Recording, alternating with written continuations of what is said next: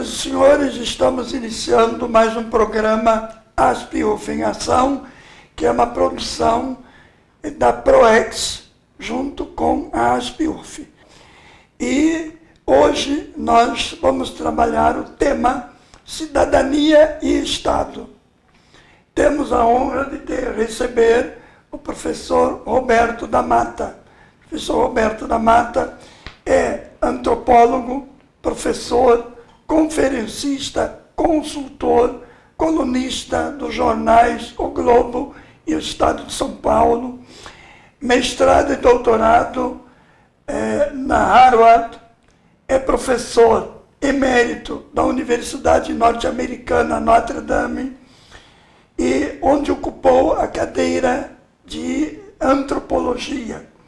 Atualmente é professor titular do Departamento de Ciências Sociais da PUC do Rio de Janeiro. Autor de inúmeros livros e inúmeros artigos e na área de antropologia, sociologia e ciência política é uma das pessoas a ser sempre consultada. Entre os livros eu destaco apenas Carnavais, Malandros, Heróis, A Casa e a Rua, O que faz o Brasil, Brasil, Brasil minúsculo e Brasil maiúsculo. Esse porque o nosso tema, Cidadania e Estado, é o tema que vamos enfocar hoje. Contamos também com a participação da professora Norma Villa Eboli, que vai ser uma interlocutora dessa conversa do professor Roberto da Mata. Então, com muito prazer, vamos iniciar esse programa. A professora Norma vai começar as suas interrogações. É um prazer enorme, professor Roberto, ter o senhor aqui conosco, cujas origens acadêmicas se deram aqui na Universidade Federal Fluminense, início de sua trajetória brilhante. Então, renovo, a minha honra de estar aqui conversando com o senhor. Professor Roberto, estamos, creio ainda, sob o efeito das emoções impactantes resultantes deste momento histórico da nossa política, vivido por nós brasileiros, ou seja, as eleições de 2014. Dentre vencedores e vencidos, salvou-se a democracia. E é sobre o Estado democrático e sua correlação com cidadania, liberdade, igualdade, representatividade e, entre outros aspectos não menos importantes, que iremos ouvi-lo. Um cientista social importante, com intensa e significativa contribuição para a compreensão da complexidade da sociedade brasileira. Professor Roberto, eu penso que o processo eleitoral é uma condição necessária, mas não suficiente para a garantia de um Estado democrático. Que outras condições estariam implícitas para definir um Estado como tal? E como estaria o Brasil nessa perspectiva? É uma pergunta para um cientista político, mais do que para um antropólogo. Eu acho que essa coisa que a eleição não seria suficiente, a eleição é parte da equação democrática.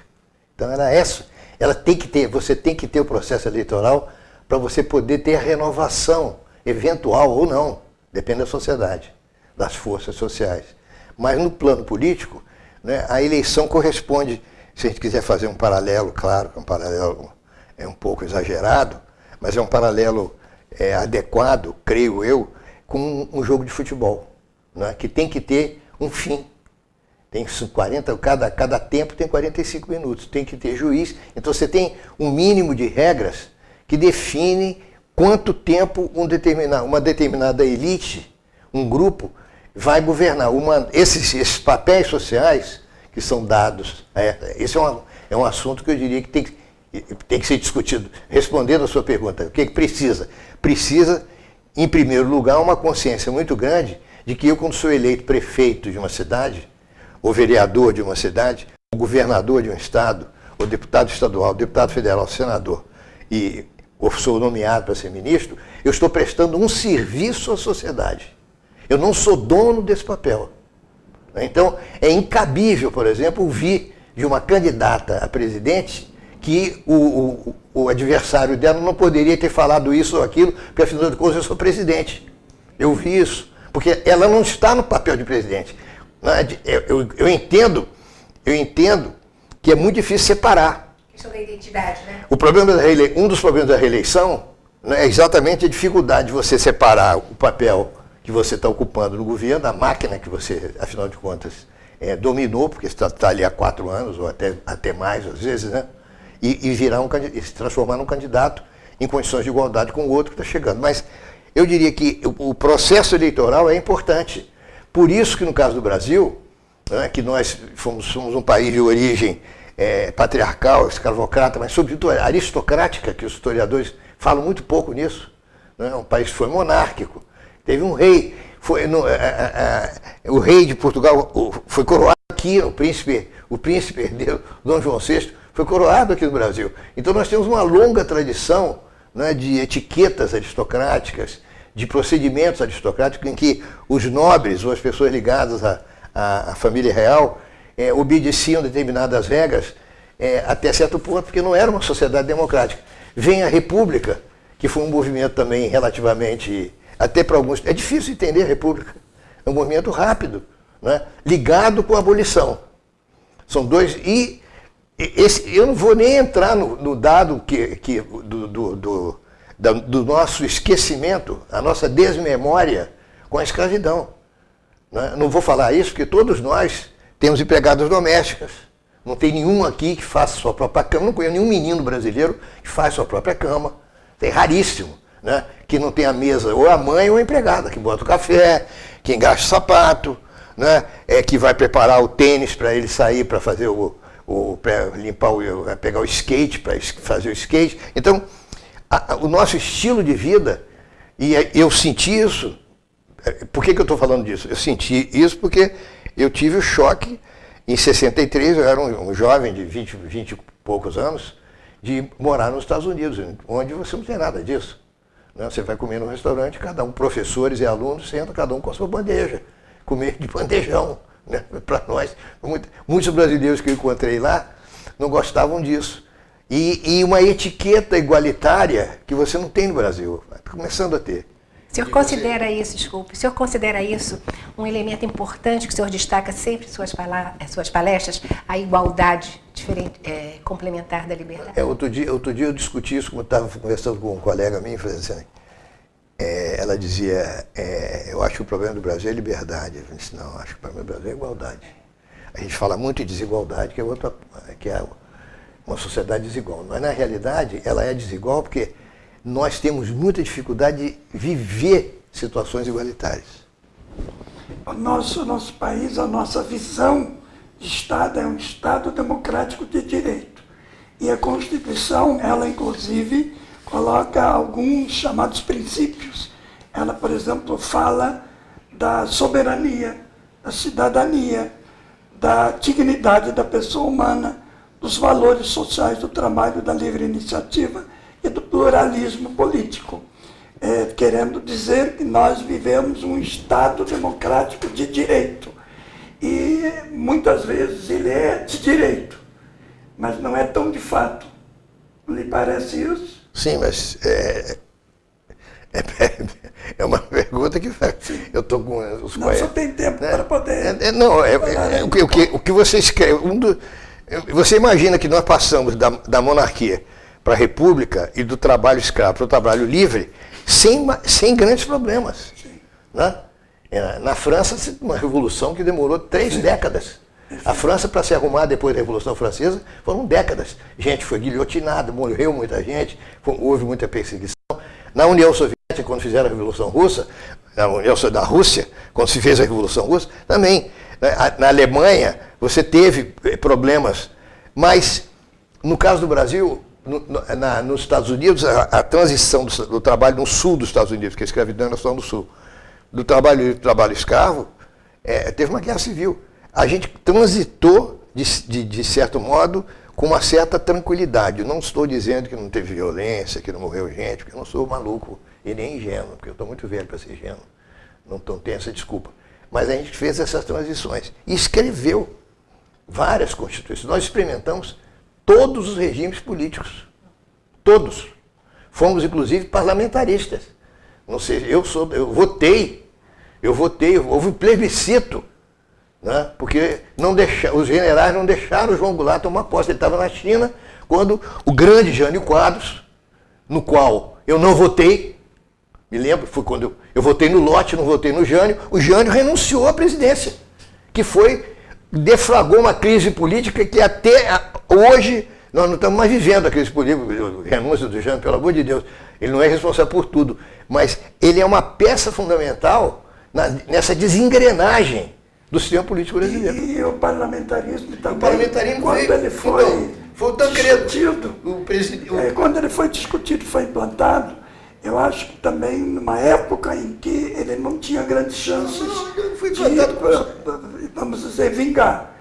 Foi um recurso, né? Foi um recurso que se lançou para dar uma alternativa para que o vice-presidente pudesse assumir a presidência. No parlamentarismo, houve um ministério na época, que era chamado Ministério da Reconciliação, que teve grandes ministros, Celso Furtado foi um desses ministros, Santiago Dantas foi outro ministro, me lembro muito bem disso, e simplesmente depois o regime parlamentarista foi desfeito e voltamos, né, escolhemos também novamente um referendo e decidimos pela presidência, né? E aí houve a campanha política e o Juscelino foi Jango e Juscelino e Jango, né, voltaram. Uma das questões que se coloca hoje, quando se começa a discutir a chamada reforma política, é a reforma do sistema governamental. E talvez isso volte à discussão na praça pública, no sentido de discutir o presidencialismo e o parlamentarismo como alternativa. É possível que essa discussão vai entrar, vamos dizer assim, em campo nessa nova discussão. Eu me lembro que nos anos 80 a gente discutiu o retorno da monarquia.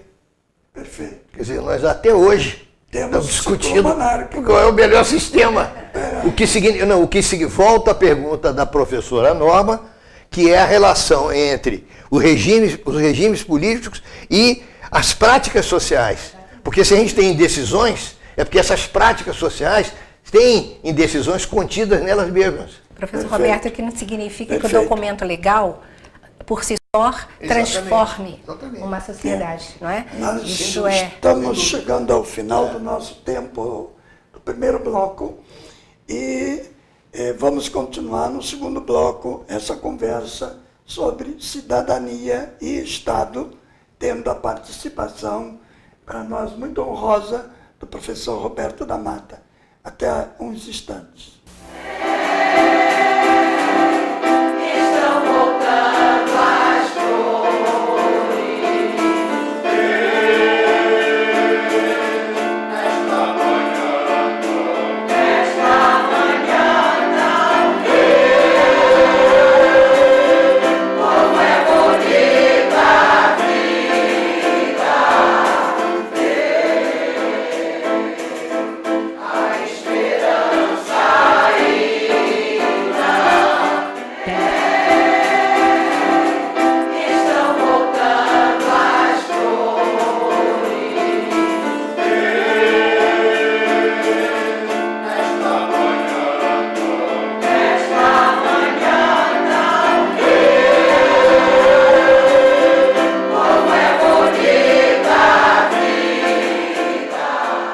Telespectadores, voltamos para o segundo bloco do nosso programa de hoje, a ASP-UF, em convênio com a PROEX. E o tema que estamos trabalhando é cidadania e Estado, contando com a honrosa presença do antropólogo Roberto da Mata e com a interlocução da professora Norma Villa. Nesse tema, teríamos milhões de questões, mas infelizmente temos que nos limitar a um outro aspecto. Então, quer colocar mais algum aspecto para o professor Roberto da Mata, professora Norma? Você tem razão, a gente fica assim, né, naquela preocupação de tirar o máximo possível da presença do professor Roberto, seu conhecimento, mas vamos tentar objetivar. Professor, o senhor dá um valor claro, inegável, ao processo da educação, na formação da cidadania, e certamente a cidadania é um componente ativo, né, para a constituição de um Estado democrático. E numa de suas palestras, o senhor fala de um certo desencanto com os jovens, né, atualmente, em relação à igualdade e à participação. Como é que o senhor está vendo esse processo da educação neste momento no Brasil, em relação à construção desse Estado democrático tão desejado? Bom, deixa eu falar uma coisa que eu não falei, porque não tive tempo. Do prazer de estar aqui, a honra é minha. Porque eu fui estudante de História da Faculdade Fluminense de Filosofia, não era universidade. Na época era a Faculdade Fluminense de Filosofia. Perfeito. 2 prédios, né? Mudou depois, passou para aquele prédio em frente do Palácio, que era a Faculdade de Direito, que antigamente era o Palácio do Governo, né? Perfeito. E é um prazer de estar aqui. Então, essa questão da educação, a gente fala muito de educação, e uma coisa que eu tenho acentuado, né, é que tem que ser uma educação voltada para a presença do outro, ou seja, uma educação igualitária, né? O outro existe, o outro é diferente de você, o outro é uma pessoa que tem uma cor de pele diferente da sua. O outro não tem as mesmas maneiras que você tem. Essa educação, ninguém fala. A gente, quando pensa em educação, a gente pensa em determinado tipo de conhecimento, é uma discussão importante, pedagogicamente, o que vai ensinar, quais são as matérias, mas essa parte, essa etiqueta igualitária que falta, que provoca 50 mil mortes de trânsito por ano. Porque eu acho que a minha agenda é mais importante que a sua, então eu te atropelo. Né? Eu hoje não sou um rapaz jovem, né? Então quando eu vou atravessar uma rua, eu ando mais devagar, mas eu sei que o cara não vai, ele vai acelerar o carro. Então essa coisa da cordialidade, da gentileza, então você vê isso em todos os lugares do Brasil. Eu vejo na PUC, por exemplo, uma coisa que eu vejo claramente, a PUC tem prédios, né? Qualquer prédio, mas uma escola com prédios, os meninos sentam para conversar na escada. A escada não é um banco. A escada é um lugar de passagem.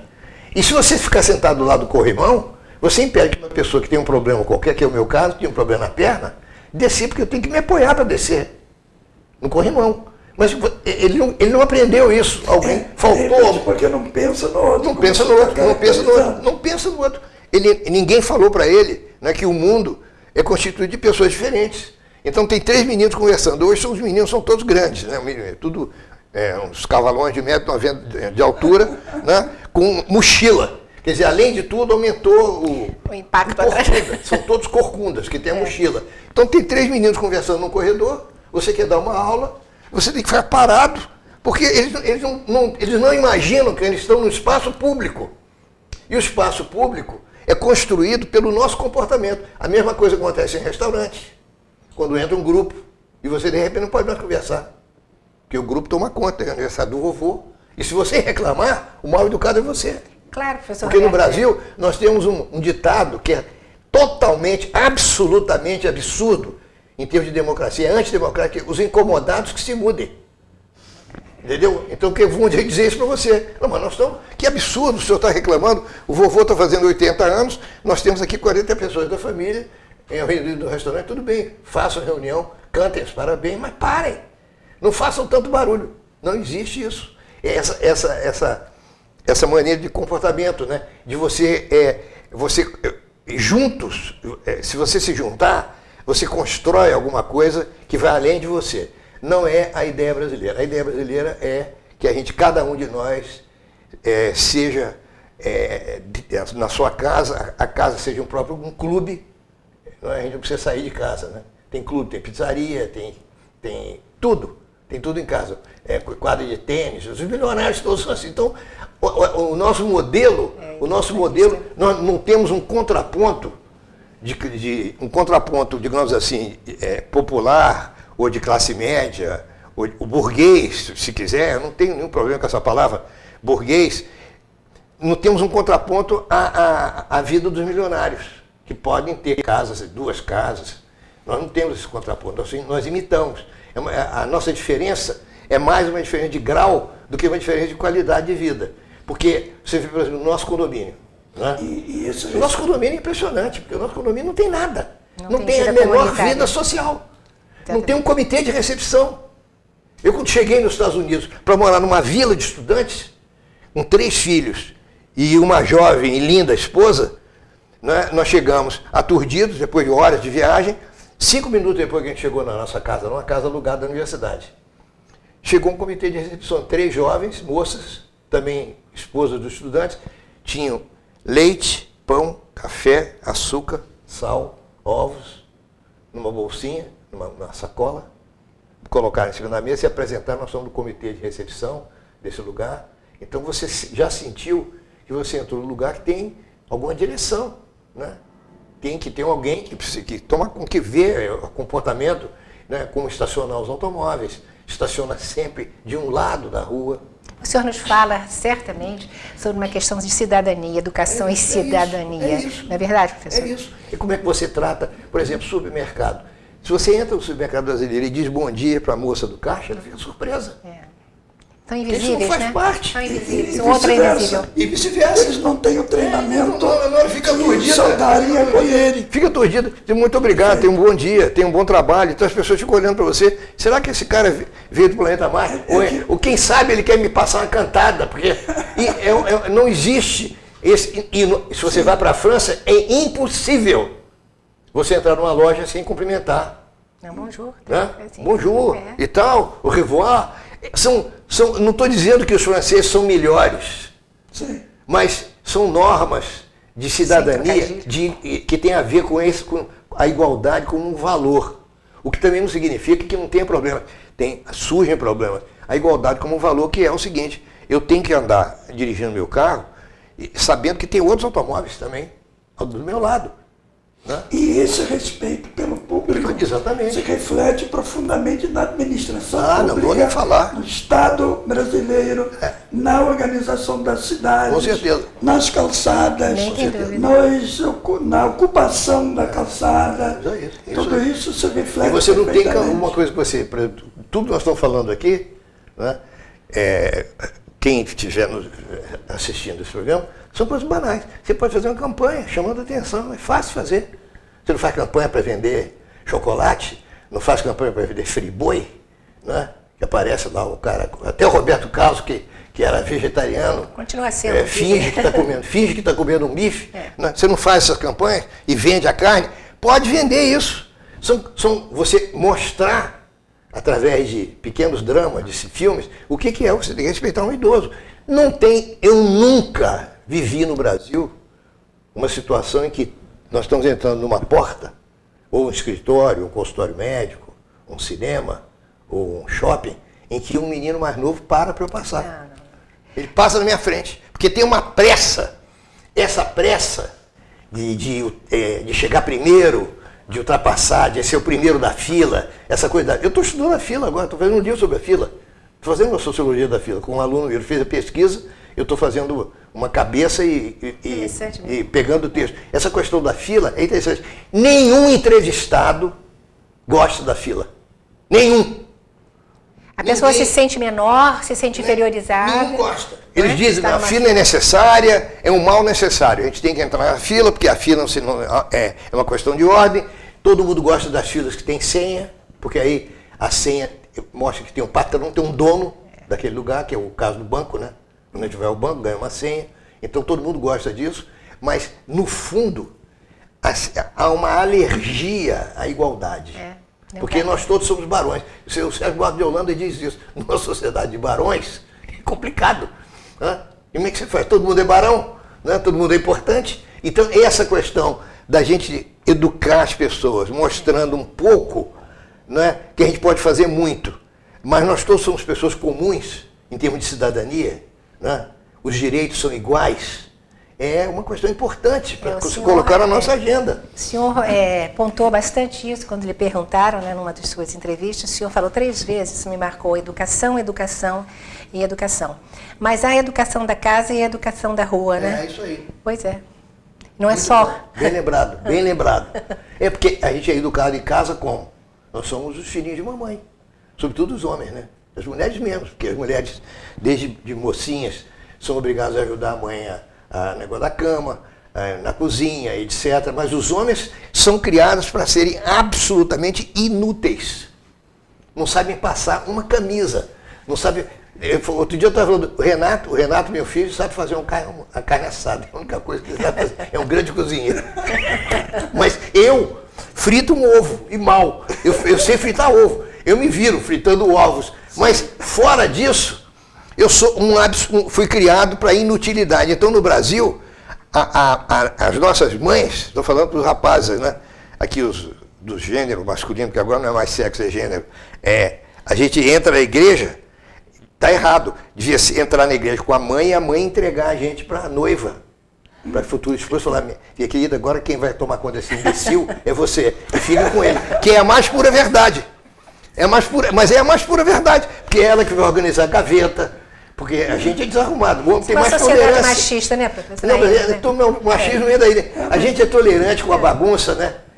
Aquele negócio de meia, gaveta de meia, né? Eu tenho uma gaveta de meia, que eu tenho tanta meia, cara, que eu nem sei. E se eu for mexer naquilo, só a paciência de uma mulher que tem que tirar aquela gaveta, ela pega meia por meia, e acasala as meias, que tem negócio de acasalar a meia, botar as meias. Esse é o olhar crítico do antropólogo, analítico do antropólogo, nas coisas de rotineiras da vida, que tem história para contar, que são indicadores importantíssimos de como se estrutura uma sociedade, de como os papéis que são desenvolvidos, desempenhados nessa sociedade, né? E quando a gente fala nessa educação, eu me lembro também, eu referencio agora a questão da estruturação do Estado que, conforme... Eu estou referenciando você, porque você que tem falado muito sobre isso. O exemplo, a atuação dos políticos no que diz respeito ao individualismo, o pensar o papel dele, a identidade dele pessoal e a identidade dele como representante do povo. Porque eles tomam posse dos papéis, né? Tomam posse dos papéis, exatamente. Eles se confundem com os papéis. Infelizmente, a gente está chegando ao final do nosso tempo. Mas tempo total? Tempo total? Não. Tempo total. É mesmo? Passa para ele finalizar com alguma coisa. Mas a gente lhe dá um instante para o senhor poder concluir o nosso programa. A conclusão, professor, é a seguinte: a conclusão é que a gente pense melhor nesses problemas, porque tem que haver uma ligação maior entre a casa e a rua. Isso. Como tem que haver uma ligação maior entre o Estado e a sociedade. Você não pode ter um tipo de educação em casa que diga que você é um príncipe, que você pode fazer o que você quiser, não é? Porque passa a mão na sua cabeça. Verdade. Não é? A gente nunca está errado. Essa educação um pouco relativa. E outra coisa, em que é muito contraditória, porque a gente quer que os filhos sejam independentes, mas a gente puxa o tapete. A gente quer que eles fiquem com a gente. Então, essas coisas têm que ser... Não digo, isso nunca vai ser resolvido, mas tem que ser conscientizadas. Né? A contribuição é essa. O que a gente discutiu aqui são coisas para colocar na cabeça, você pensar, ter que tomar consciência delas, porque o primeiro passo para mudar qualquer coisa humana, que é o passo clássico, né? Não sou eu que estou dizendo isso, você tem dito, foi dito desde a Grécia Antiga, é você se conhecer melhor a si mesmo. Isso. Se conhecendo melhor a si mesmo, o seu comportamento começa a mudar. E admitir as suas falhas. Né? O que falta? Porque o que falta hoje no Brasil é exatamente isso. É uma sociedade que tem a Constituição moderna, etc. Provavelmente agora vão mexer um pouco, né? A gente sempre mexe. Mas esses valores básicos têm que ser valores disseminados e, sobretudo, discutidos com as pessoas jovens. Nós queremos agradecer a participação, a honrosa presença do professor Roberto da Mata, a interlocução da professora Norma, e os telespectadores poderão ter acesso a esse programa acessando o site da ASP-UF, ou então entrando também no UFTube, para que nos acompanhem. na nossa tela estão as indicações, e estejam conosco em outros programas também da ASPIUF.